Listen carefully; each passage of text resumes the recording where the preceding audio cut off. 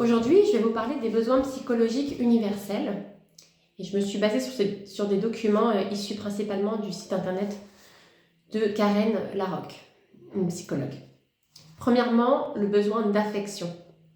C'est un besoin qu'on doit combler auprès des autres parce que c'est très difficile de s'auto-nourrir d'affection. L'alarme numéro 1, quand on manque d'affection, ça va être la tristesse. L'alarme numéro 2, on va être déprimé. Comment une relation riche en affection se définit ? Ça va être une relation dans laquelle la personne vous accorde de l'attention, de l'écoute, du respect, du support, des contacts physiques affectueux et de la considération. Donc pour qu'elle soit efficace, l'écoute, elle doit durer au moins 20 à 30 minutes, sans rupture de contact.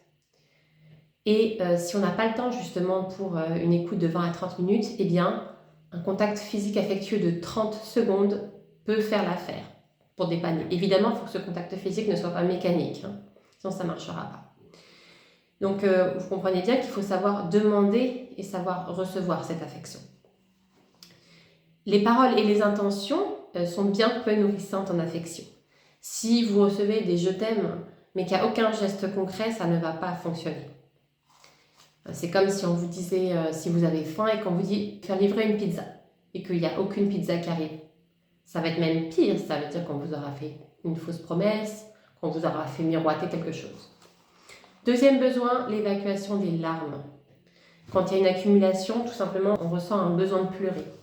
Et si on néglige ce besoin, on peut devenir usé, irritable, impatient, impulsif, avec une perte d'empathie, des tensions physiques, de la fatigue, de l'insomnie, des difficultés de concentration et d'attention.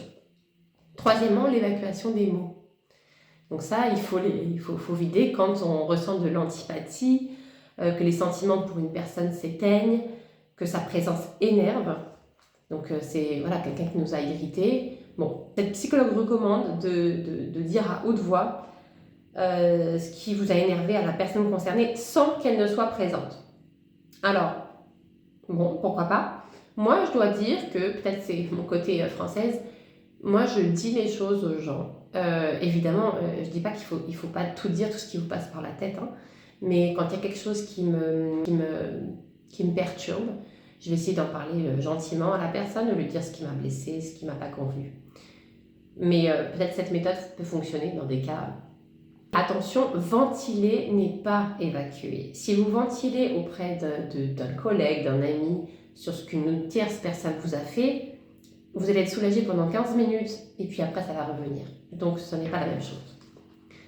4. Besoin de ressourcement, qui est souvent confondu avec le 5e besoin dont je parlerai, le besoin de repos. Donc besoin de ressourcement, on va ressentir un manque d'énergie. Et comment est-ce qu'on fait pour se recharger ? On va aller faire des activités qu'on aime, des jeux, les arts, le sport, la spiritualité, au moins 30 minutes. Si on néglige, on va ressentir de la fatigue puis de l'épuisement. Le besoin, quant à lui, de repos, on va ressentir un sentiment de lourdeur et une impression que les problèmes deviennent gros comme des montagnes. Donc dans ce cas-là, il faut une période complètement off, sans contact avec les problèmes, la souffrance et la pression. On se plonge dans un livre passionnant, on écoute une série captivante, de la musique.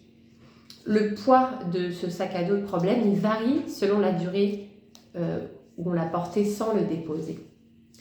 Donc quand on en a trop sur les épaules, on va ressentir un sentiment d'impuissance, puis si on néglige de répondre à ce besoin de repos, carrément on peut tomber dans des idées noires et avoir le sentiment que la vie perd son sens.